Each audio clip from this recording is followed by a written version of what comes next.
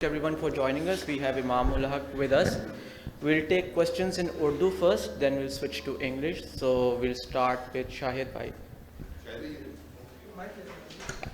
इमाम मैच की पोजीशन कैसे देखते हैं, इसलिए कि अगर 100 के करीब लीड खुदा ना खास्ता हमने दे दी तो इंग्लैंड जीत सकता है ये मैच, कैसी पोजीशन देखते हैं?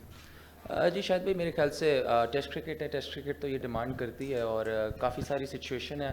अभी भी 6 सेशंस पड़े हैं तो कहीं भी गेम जा सकती है और बिल्कुल जब अगर 100 की लीड जाएगी तो प्रेशर बिल्कुल हम पे आएगा। बट मेरे ख्याल से हमने पहले भी काफ़ी दफ़ा श्रीलंका में भी और ऑस्ट्रेलिया के सीरीज़ में भी बाउंस बैक बहुत अच्छा किया है और बैट्समैनों की जिस तरह फॉर्म लगी हुई है तो कोशिश करेंगे कि जो भी सिचुएशन मिले, फ़िलहाल तो अभी सिर्फ कल का सोच रहे हैं कि जो सेशन हम जितना लंबा खेल सकते खेलें, उसके बाद जो भी सिचुएशन मिलेगी उसको फिर इंशाल्लाह फाइट आउट करेंगे।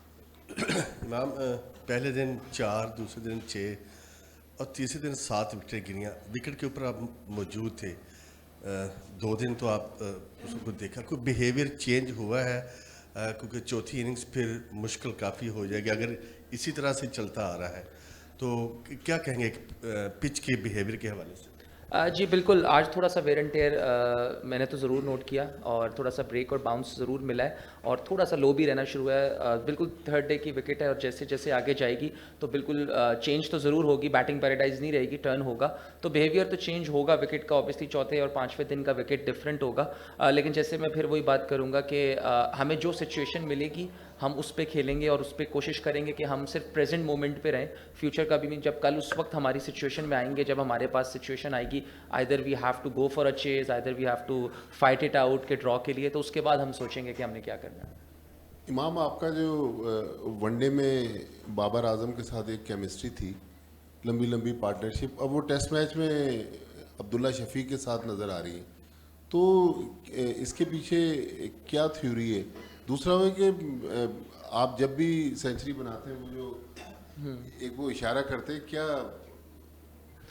माजिद भाई, जो देखें बिल्कुल बाबर के साथ क्रिकेट बहुत खेलता हूँ, वनडे क्रिकेट, तो इसलिए एक फ्रेंडशिप भी है और एक केमिस्ट्री बहुत है। अब्दुल्ला माशाल्लाह बहुत टैलेंटेड है, बहुत मज़ा आता है उसके साथ खेलने का और दोनों की परफॉर्मेंसेस अच्छी चल रही हैं, एक दूसरे को कॉम्प्लीमेंट करते हैं और वो एक अच्छी चीज़ है, उससे केमिस्ट्री अच्छी बन गई है तो मज़ा आ रहा है मुझे भी। बाकी वो जो दूसरी टीम है वो थोड़ी सी पर्सनल है, थोड़ी टीम की बात है तो इसलिए माजरत। ठीक है, थैंक यू। इमाम, एक तो पिंडी आपके लिए तो दूसरा घर बन गया क्योंकि अभी ऑस्ट्रेलिया के खिलाफ भी आपने बड़ा अच्छा परफॉर्म किया था आज भी।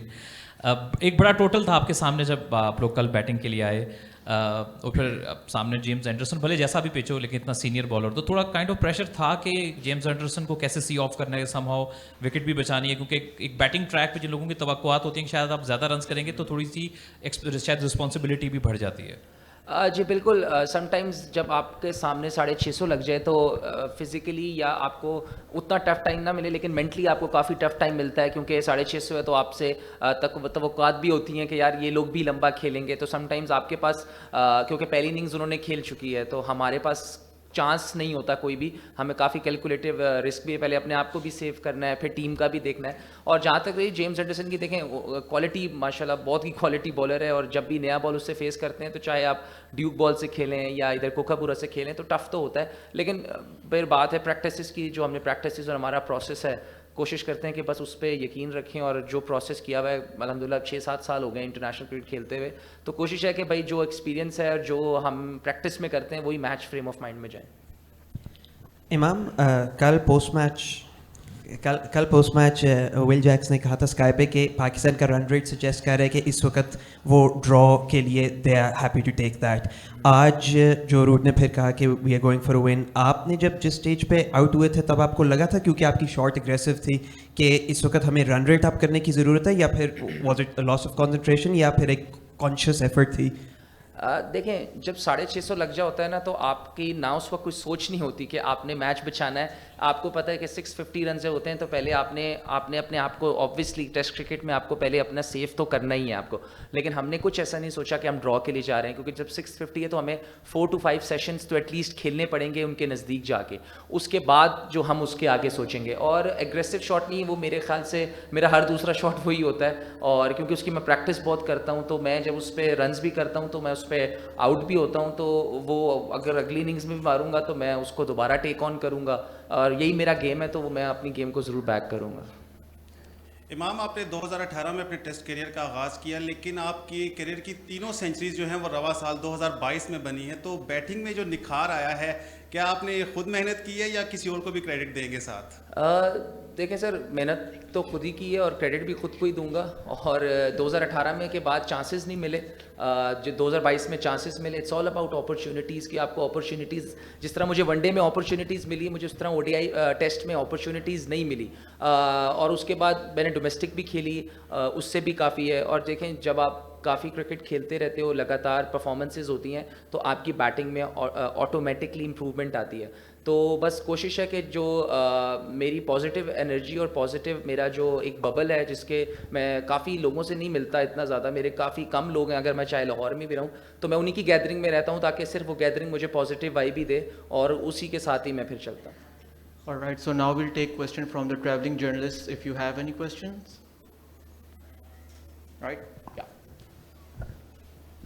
Yeah, hi, Imam. Just your thoughts on the state of the game and how well perhaps England have done to take 7 wickets and give themselves a chance of something more. Yeah, they bowled brilliantly in the last 1.5 hours, and they were fighting hard. But it's still 6 sessions to go, and game can go either side. But yeah, they have done well. But we're looking for the next session. It's gonna be very important on day 4 how it goes, and then we'll see how it goes for the whole Test match. And I just wondered what approach their tactics, the different field settings. I think they had short cover, short extra cover, short mid on, short mid off. What did you make of their approach? Obviously, if we would have scored 600, and we would have the same approach, because they have lots of runs to play with. And if you see after tea, they have brought the field back, because they were also feeling the pressure because we were near to 500. But that's how game goes. They played so brilliantly in the first inning, so they had the courage they can play with the field. And you have to give credit for the batting lineup, the way they put it pressure on us, and so they are enjoying the field setting. They can play with us with mentally as well. Right. Do we have any more questions from the English press? All right.